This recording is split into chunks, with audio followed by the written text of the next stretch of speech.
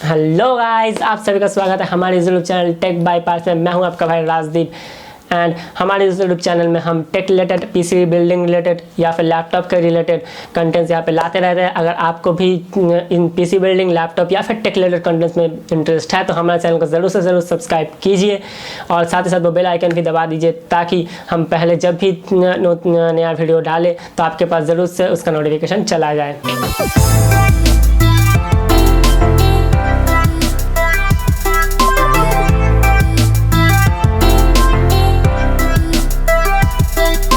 तो अब बात करते हैं कि हम इस पीसी बिल्ड में करने के वाले हैं। ये पीसी बिल्ड जो होने वाला 30,000 का होने वाला है, जैसे कि आपने थंबनेल में देख ही लिया होगा।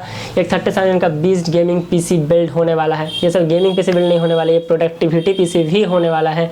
जैसा कि आप देख सकते हैं कि मेरे पीछे जो ये पीसी है ये सेम कॉन्फ़िगरेशन का है और मैंने खुद इस पीसी को इस्तेमाल किया है। मैं अपने वीडियो एडिटिंग के काम के लिए या फिर फोटोशॉप के काम के लिए इसी पीसी का इस्तेमाल करता हूँ। और साथ ही साथ मैंने इसमें GTA 5, मॉडर्न वॉरफेयर बोल लीजिए या फिर PUBG जैसे जो गेम्स है उनको भी खेला है और वो बहुत ही आसानी से चल जाते हैं। मतलब मॉडर्न AAA टाइटल गेम्स इस पीसी में बहुत ही आसानी से चल जाते हैं मीडियम सेटिंग्स के साथ। ये एक बजट पीसी है, इसलिए अब हाई FPS तो मतलब हाई सेटिंग्स पे तो खेलना प्रेफर ना ही करिए, बट मीडियम सेटिंग्स में जब मॉडर्न AAA टाइटल गेम्स है ये उनको बहुत ही अच्छे से चला देगा। तो अब बात करते हैं इसमें हम इस पीसी बिल्ड में हम कौन कौन से कंटेंट जो मतलब कौन कौन से चीज़ें जो है यूज़ करने वाले हैं। तो जैसे कि आपको पता ही होगा, हम पहले वीडियो में देख लिया होगा, वीडियो के थंबनेल में Ryzen 5 इस्तेमाल करने वाले हैं। तो Ryzen 5 का कौन सा वर्जन इस्तेमाल करने वाले हैं? Ryzen 5 का जो 3400G है वो हम इस बिल्ड में इस्तेमाल करने वाले हैं। जैसे कि आप देख सकते हो Ryzen 5 3400 हम इसमें इस्तेमाल करने वाले हैं, जिसमें Vega 11 की ग्राफिक्स आती है। और इसी के साथ साथ इसके बारे में हम बताना चाहेंगे तो इसमें हम बता देते हैं कि इसमें 4 कोर्स एंड 8 थ्रेड्स आता है। और उसी के साथ साथ हम बताएंगे तो इसमें जो है Vega 11 की ग्राफिक्स भी मिल जाती है, जो कि बहुत ही अच्छी होती है कोई भी गेम चलाने के लिए। मॉडर्न AAA वाले गेम्स को ये Vega 11 जो है वो आसान से चला देता है।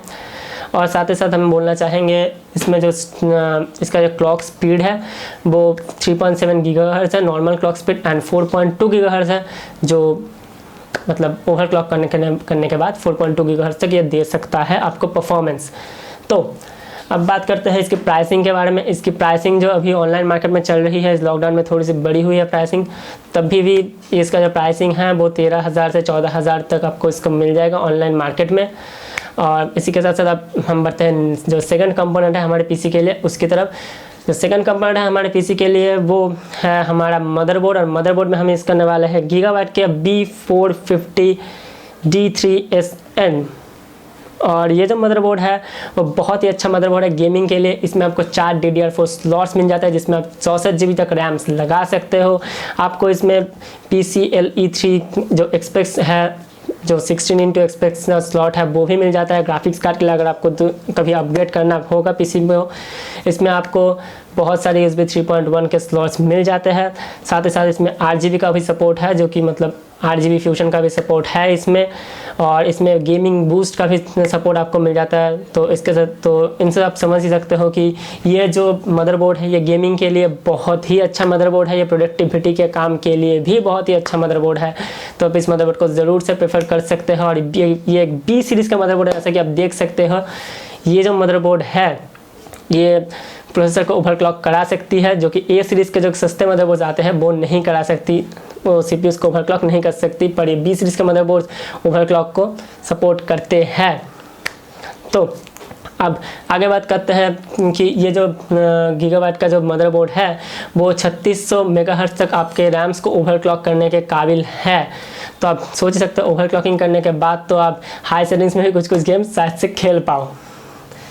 तो अब बात करते हैं आप इसके नेक्स्ट जो कंपोनेंट्स है। नेक्स्ट कंपोनेंट है इसका पावर सप्लाई, जो मैं यूज़ करने वाला हूँ आर्टिस्ट की तरफ से आने वाला 500 VIP 500 जो है। ये जो पावर सप्लाई है ये अराउंड 2,000 रुपये का आता है, ऑनलाइन मार्केट में मिल जाता है 2,000 रुपये का। और 2,000 रुपया सुन के चौंकने की कोई ज़रूरत नहीं है, ये अच्छा पावर सप्लाई है। मैं खुद इससे इस्तेमाल करता हूँ अपने पीसी में। और इसके साथ उसको 3 ईयर की वारंटी भी मिल जाती है, तो ऐसा कोई डरने की बात नहीं है। ये गेमिंग SMPSC है और ये 500 वाट इस बिल्ड के लिए बहुत ही इनफ है। तो अब आगे बढ़ते हैं, हम आते हैं स्टोरेज की तरफ। स्टोरेज में मैंने कोई 1 TB का HDD नहीं रखा है, क्योंकि ये गेमिंग पीसी है, तो गेमिंग पीसी में अगर शुरू से ही SSD मैं प्रेफर करता हूँ। जैसे कि बात करते हैं SSD का। SSD आपको सब गेमिंग नहीं, वीडियो एडिटिंग और फोटोशॉप में ही बहुत ज़्यादा हेल्प करता है। वीडियो एडिटिंग में, रेंडरिंग के काम में बहुत ही ज़्यादा फास्ट करता है। बाकी कंप्यूटर बहुत ज़्यादा फास्ट होता है SSD के कारण। तो मैं हमेशा प्रेफर करता हूँ कि अगर आप अभी HDD खरीद नहीं सकते तो पहले SSD लगाइए, फिर थोड़ा सा पैसा जमा लीजिए, पैसा सेव कर लीजिए, फिर आप HDD उसमें लगा सकते हैं। तो मैंने इसमें इस्तेमाल किया है WD ग्रीन की तरफ से आने वाला ये जो 240 GB का SSD है, तो हमने उसको इस्तेमाल किया है। इसका प्राइसिंग अराउंड ऑनलाइन मार्केट में मिल जाता है 2700-2800 रुपये का, ये ऑनलाइन मार्केट में मिल जाए। और अब आते हैं हम रैम के बारे में। रैम हमने यूज़ किया है XAData की तरफ से हम रैम यूज़ कर रहे हैं। XAData XPG गेमिंग जो रैम है हम उसको इस्तेमाल करने वाले हैं।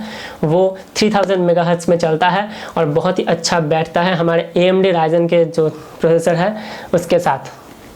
अब हम इस रैम के बारे में बात करना चाहते हैं। ये गेमिंग रैम है, ये बहुत ही अच्छा रैम है, मैं खुद इसको इस्तेमाल करता हूँ और बहुत ही अच्छा रैम है। और आप रैम के लिए कॉर्सर के रैम भी कंसिडर कर सकते हो, वो इससे 400 या 500 रुपये ज़्यादा आते हैं। आपका बजट इससे ज़्यादा है तो आप सब कंसिडर कर सकते हो, पर मैं अभी इस बिल्ड के लिए यही मैं प्रेफर करता हूँ आपको। और मैंने अभी इसमें एक ही 8 GB की रैम DDR4 रैम इस्तेमाल की है, बट मैं आपको बताता हूँ कि ये जो पीसी बिल्ड होने वाला है ये एक बजट पीसी बिल्ड होने वाला है, तो मैंने इसमें 8 GB लगाई है। बट अगर आपके पास थोड़ा बजट बाद में कभी आता है, थोड़ा आप सेव करते हैं, फिर 3000 रुपये से और एक रैम स्टिक आप खरीद लीजिए और इसमें डुअल चैनल मेमोरी यूज़ कीजिए। फर्स्ट एंड थर्ड स्लॉट में लगानी होती है डुअल चैनल मेमोरी जो है उसको यूज़ कीजिए। तो फिर आपका ये जो Ryzen का CPU है ये डुअल चैनल मेमोरी का बहुत ही ज़्यादा सपोर्ट करता है, डबल से भी ज़्यादा आपको स्पीड इसमें देखने को मिलेगी किसी भी गेमिंग में या फिर वीडियो एडिटिंग या फिर इन सब कामों में। डुअल चैनल मेमोरी इसको बहुत ही ज़्यादा सपोर्ट करता है। और साथ ही साथ ये जो Ryzen का प्रोसेसर है ये जितना मेगाहर्ट्ज़ जितना ज़्यादा होता है, जितना फ्रीक्वेंसी जितना ज़्यादा होता है रैम का, उस रैम को ज़्यादा प्रेफर करती है ये। तो फिर इसलिए मैंने इसमें जो है 3000 मेगाहर्ट्ज़ की जो रैम है वो मैंने इंक्लूड की है, जो कि बहुत ही अच्छी रैम है एक। तो अब हम बताना चाहते हैं कि अपने तो सब कुछ तो देख लिया, बट कैबिनेट के बारे में मैंने कुछ भी नहीं बताया कि कौन सा वाला कैबिनेट हम यूज़ करने वाले हैं। तो आप पीछे देख ही सकते हो, ये जो हमारा कैबिनेट है मैं इसी कैबिनेट का इस्तेमाल करने वाला हूँ इस बिल्ड में। ये अराउंड ऑनलाइन मार्केट में 2700 के करीब मिल जाता है, 2700-2800 के करीब आपको ये ऑनलाइन मार्केट में मिल जाएगा। और ये बहुत ही शानदार एक कैबिनेट है। अगर इसके बारे में आपको और भी जानना है तो मैंने इसके ऊपर एक पूरा डेडिकेटेड वीडियो बना रखा है इस कैबिनेट के ऊपर, जो कि आपको यहाँ पे अभी आई बटन में शो कर रहा होगा। और साथ ही साथ ये जो पावर सप्लाई है इसका भी डेडिकेटेड वीडियो नेक्स्ट में आने वाला है, तो वो भी आपको अगर देखना चाहेंगे तो वो भी हम आपका आई बटन में डाल देंगे, वो वीडियो आने वाला है। हाँ, और इसके साथ साथ मैंने जो अभी नहीं बताया आपको वो है ये जो हमारा गीगाबाइट का मदरबोर्ड है वो शुरू से ही Ryzen तो इसमें 3rd जनरेशन है, ये पहले से सपोर्ट करता है, तो बायस अपडेट करने की कोई टेंशन आपको नहीं लेनी है। तो अब बात करते हैं कि ये जो गेमिंग पीसी है ये तो मैंने बता ही दिया किन किन चीज़ों के काबिल है और क्या क्या कर सकता है। मैं खुद इस पीसी को इस्तेमाल कर रहा हूँ, अभी 4-5 महीने हो चुके हैं और ये बहुत ही अच्छे से काम कर रहा है। अभी भी ये बहुत अच्छा परफॉर्मेंस मेरे को दे रहा है। लगभग इन सारी चीज़ों में 3 साल की वारंटी आपको मिल जाती है। तो इसी के साथ हम बताना चाहेंगे कि अगर आपको कोई प्रॉब्लम है किसी पीसी रिलेटेड कंटेंट में, मतलब कौन सा रैम लेना चाहिए, क्या इस प्रोसेसर के साथ ये मदरबोर्ड काम करता है, ये अगर आपको ऐसा कुछ क्वेरी है तो यहाँ पे आप देख सकते हैं कि मेरा इंस्टाग्राम आईडी आ रहा होगा, वहाँ पे मुझे डीएम कर दीजिए। मैं ज़रूर से ज़रूर आपका रिप्लाई करूँगा, ये मेरा वादा है कि मैं आपको रिप्लाई बैक ज़रूर से करूँगा।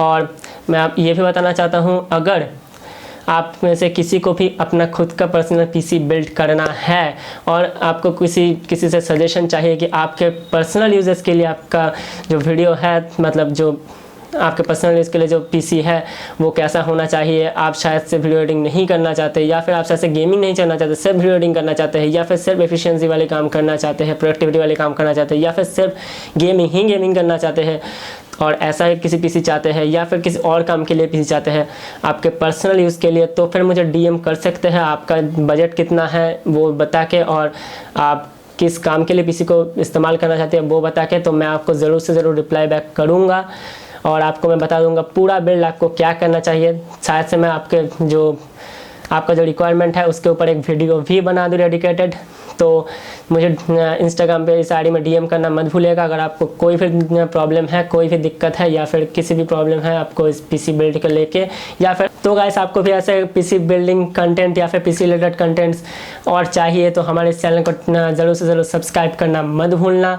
और साथ ही साथ अगर आपको ये वीडियो पसंद आया होगा तो वो लाइक का बटन ज़रूर से दबा दीजिएगा, वो हमें बहुत ज़्यादा मोटिवेट करता है नए वीडियो बनाने के लिए। तो लाइक का बटन दबाना बिल्कुल भी मत भूलिएगा। और आज का वीडियो अभी इतना ही रखते हैं और आपको हम मिलते हैं नेक्स्ट वाली वीडियो में। तब तक के लिए स्टे ब्लेस्ड, स्टे हैप्पी, जय हिंद।